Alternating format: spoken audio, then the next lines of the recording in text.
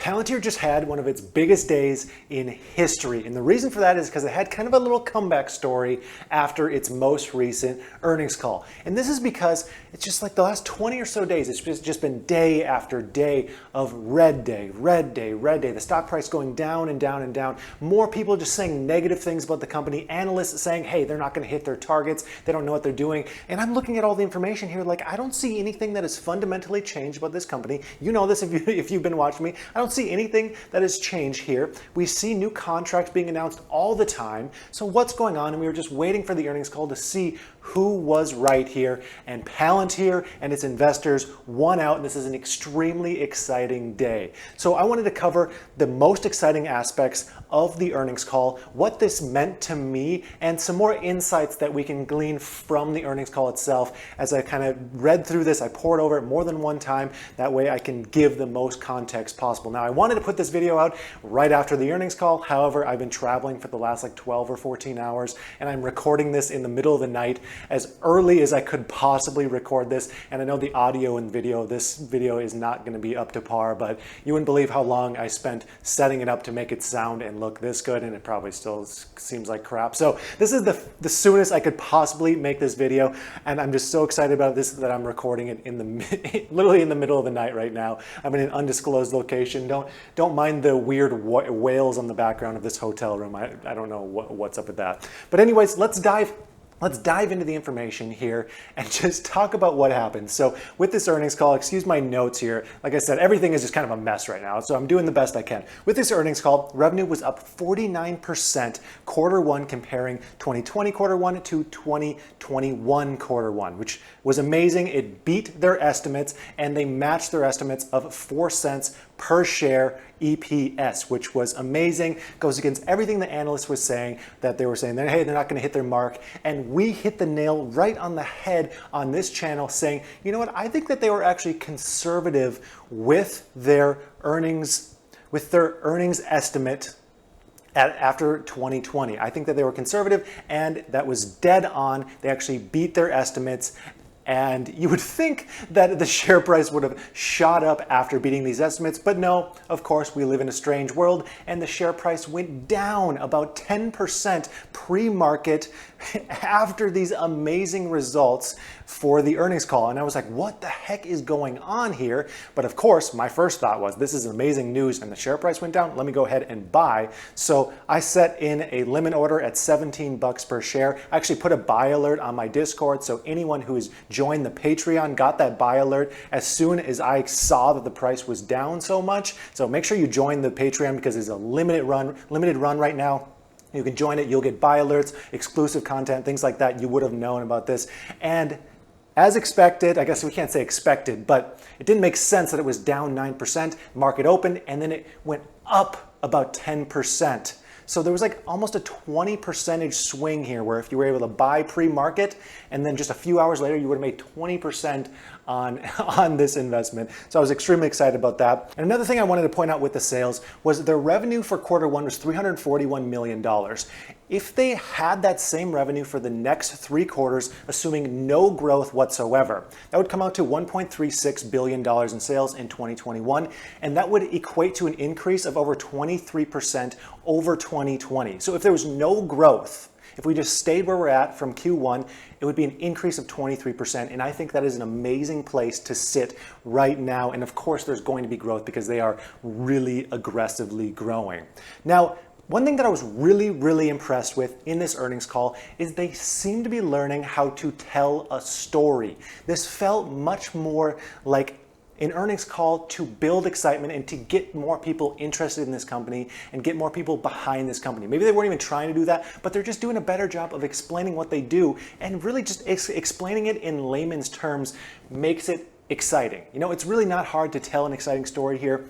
So they talked about how they use their abilities with AI to help workers in factories. You know, maybe that's not the most exciting thing, but They said that they're able to spot wildfires from space, which just makes your mind go, okay, that's pretty cool if you ask me. And predictive maintenance mid-flight for airlines, among just many other things, like being able to compile data for the COVID vaccines in a matter of hours when normally that would take months. Just all these exciting stories and use cases of their products that I think they did an extremely good job of storytelling and marketing and just explaining their product to the layman investor. It was much, much better than their double-click demo, and just getting that across to your average investor, and I was pretty impressed by that. Now, one thing I wanted to point out is they talked a lot about their room to grow. And this is a direct quote. They said, "We only have a handful of Fortune 500 customers and less than 0.1% of the annual defense spending." So they said, even if they keep the model how they're keeping it right now, which is just huge contracts with huge businesses and governments, there's still a ton of room to grow. And that's not even counting the fact that they're going to start paring down and focusing on smaller businesses and even potentially individuals in the future. Now, on their moonshots and partnerships. Now, we talked about this a lot on this channel recently, where they're buying into these various startups that we're kind of like, does this make sense? Should they be spending any money on this? Shouldn't they just be pouring that back into their core business? So they talked on this a little bit, not quite as much as I had hoped they would talk on this, but enough to give us a little bit more insights. So Palantir says that they don't just have resources for well-established industry players, but they also are starting to target startups who can use their services from day one, hour zero, and really build from the ground up, save millions of dollars, and save thousands of hours of time in research and planning on their businesses by just starting by using the Palantir services. So we talked about in the past, they had a partnership with the Lilium, a air taxi company that is kind of like, okay, this is definitely a moonshot, investing in air taxis. A partnership with Sacros, which is like a full body exoskeleton, like an Iron Man bodysuit, where they're providing the software kind of data side, and this company is actually building the suit. And they're using these partnerships to bet on their customers. So what it seems to be happening is they have these customers who approach them and say, hey, we have a very data intensive business that we're starting. Can you help us? Palantir says, yes, we can help you. And you know what? You seem like a very competent management team. The idea makes sense. So, why don't we invest some money as well? And then maybe we'll get a return off of that. Will this pan out? Of course, we don't know. If they do enough of them, sure, maybe. I mean, they do have Peter Thiel, who basically does this and is kind of the master at moonshots. So if someone were to be able to do this right, it probably is this team. But of course, a moonshot is always a moonshot, and it's probably gonna be the scenario where most of them fall flat and maybe one or two really hit it big, and that would mean hitting it big for us shareholders of Palantir. Now, another thing that I thought was very interesting was them expanding their sales force. And this makes sense to me in how they're getting better and better at simply selling their product and telling a story. You can see there's going to be a reoccurring theme here. So they said that they hired 50 new salespeople, and this is well on their way of hiring over 100 salespeople for the year of 2021. And it seems like they hired some marketing people as well, again, just to be able to tell this story. But just imagine, they have about 150 customers right now. They have a goal of 100 salespeople. And this is a company who has stated in the past, hey, we don't really have salespeople, we don't really do sales. So look at the growth that they've had really without any salespeople, and now think about what they can do with 100 salespeople on the phones, in person, trying to pick up new additional customers and contracts. I'm personally really excited about that, as long as they're able to do it properly. Now, there's probably gonna be a learning curve in order to have these salespeople understand how to sell this product. I don't think it's gonna be something that just happens like that and they're able to sell it. There might be a bit of a learning curve, maybe even like a year learning curve before we really start reaping the results of all these salespeople, but we shall see, what happens in the next year or so there.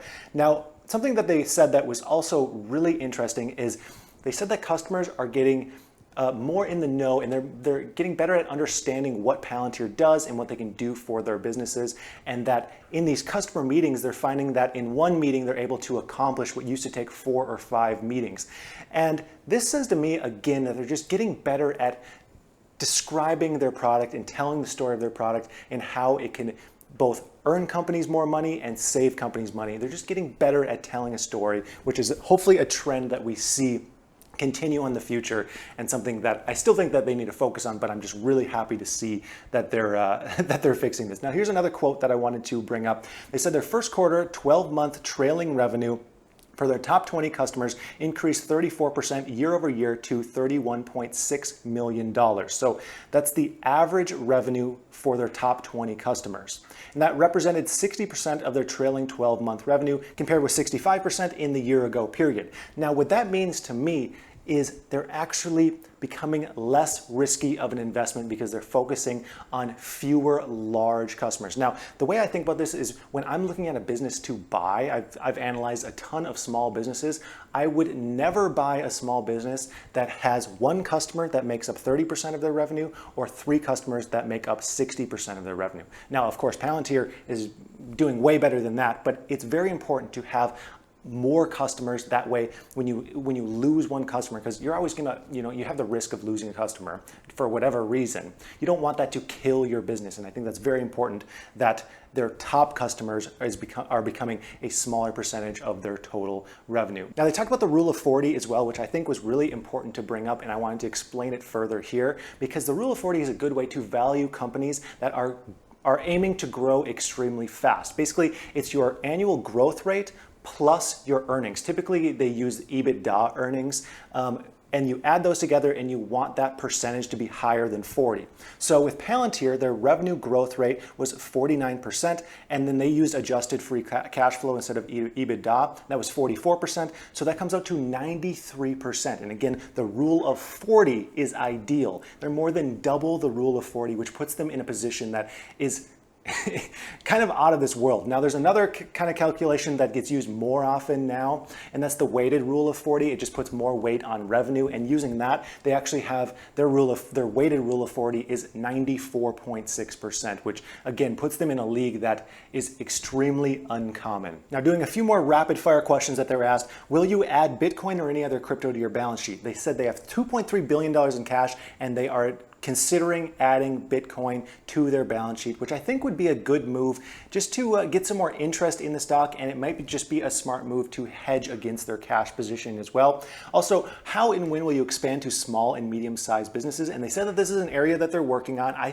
think they're kind of taking the Tesla model here, where they start with the biggest, most expensive version of their product, and then they pare that down over time to eventually B2C, just one person consumers, affecting the everyday person, and that's how they become this huge company that they're trying to become. And this is a perfect transition to something that was completely unexpected to me. There was a question that was asked towards the end of the earnings call: what is Palantir's long-term identity? Be both a data and AI company, or will it try to be a leader in many parts of the tech industry? And the answer to this shocked me. They said, well, we aspire to be the most important software company in the world, and some would say that we're well on our way.